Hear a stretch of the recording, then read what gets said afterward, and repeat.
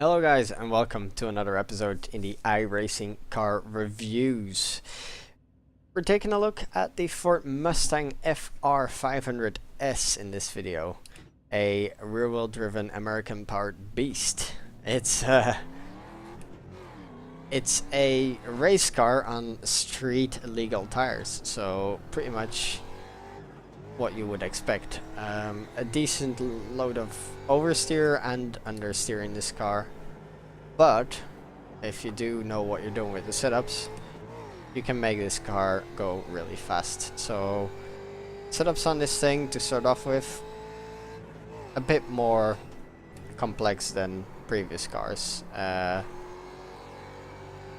say it's still very doable if you have some knowledge about cars.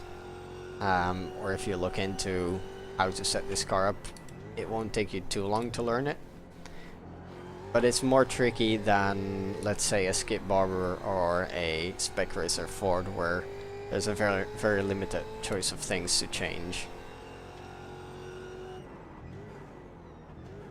It is a heavy car, do get that heavy feel, and as you can see, it does step out.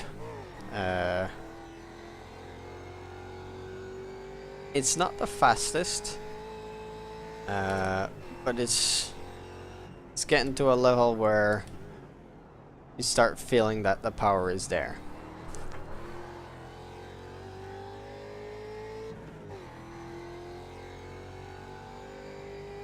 It's a fairly fun car to drive. The oversteer is controllable.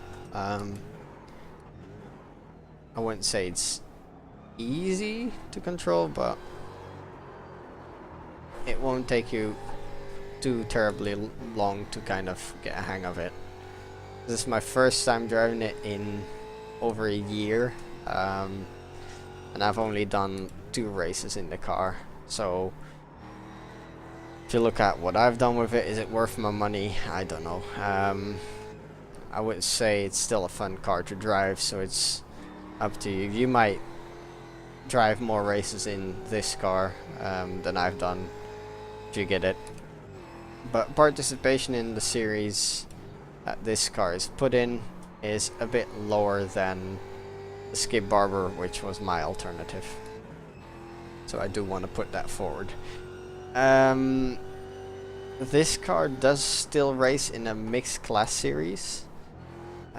These days that consists of the Mustang itself, the Volkswagen Jetta, and the Pontiac Solstice, if I'm not mistaken. I have not reviewed the Jetta yet. That is because I do not own the car, and I'm looking to review the car when iRacing goes down and I can test it on the test drive. I have driven the Jetta before, but I can't present you with a video, hence why it's not there, because it is a slower car.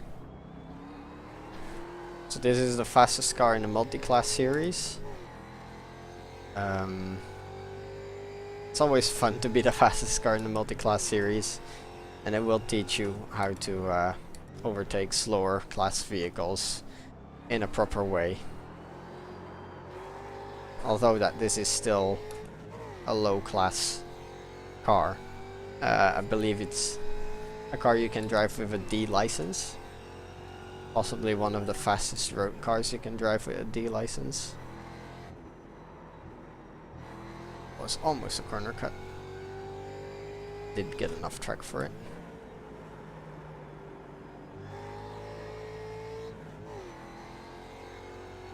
I should probably use the power in the lower RPM range a bit more.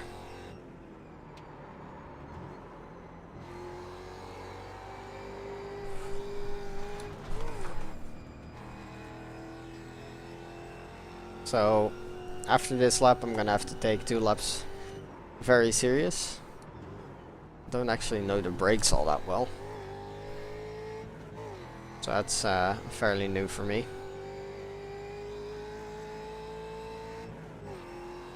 Do like the sound of the car.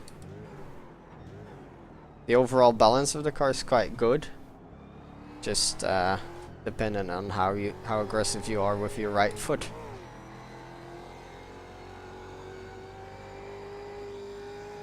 And also steering input, very important, but that's important with any car.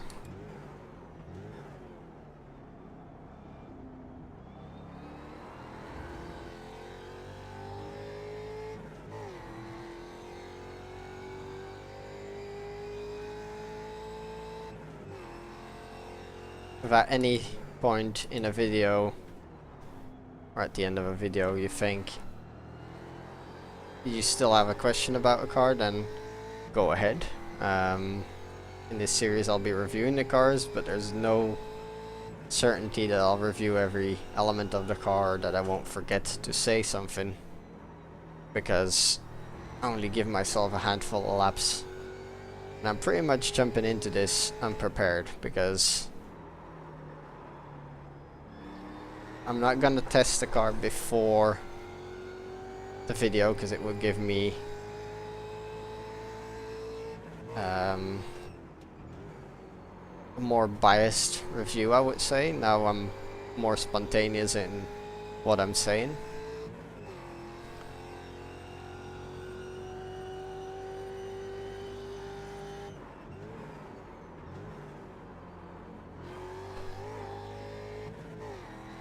I do enjoy driving this car. It's definitely more fun than some other cars on the service. You get some excitement out of this car, and it keeps you on your toes a little bit.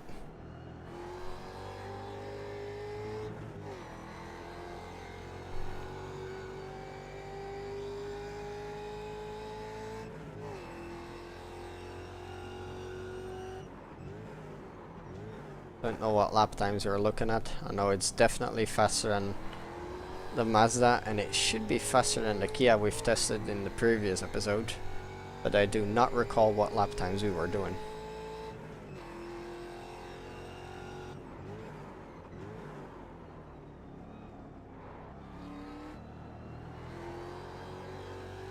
Actually, it might not be faster than the Kia. No, I think I'm wrong.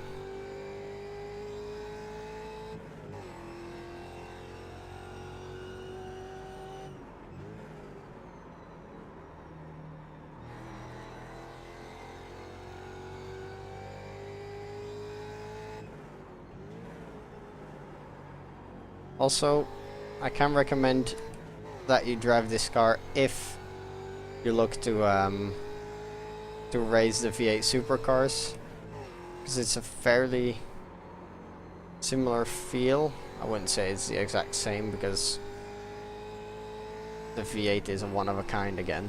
But yeah, it would be a good stepping stone.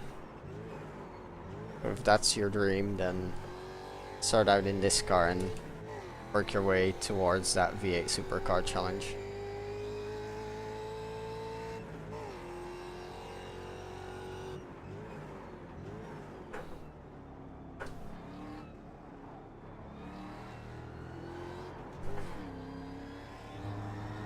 Shifting a bit earlier there.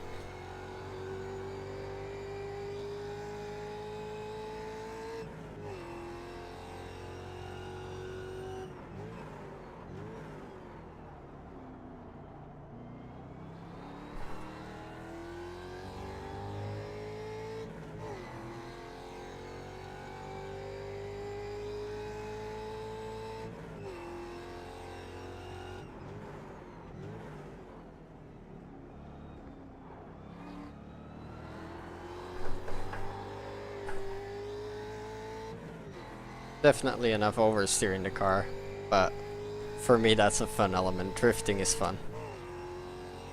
Okay, so fastest lap was previous lap. It was a 1:47.519 as a fastest lap for the Mustang. Once again, I hope you enjoyed this video. If you have any comments, just drop them down below, and I will see you in the next one. Bye bye.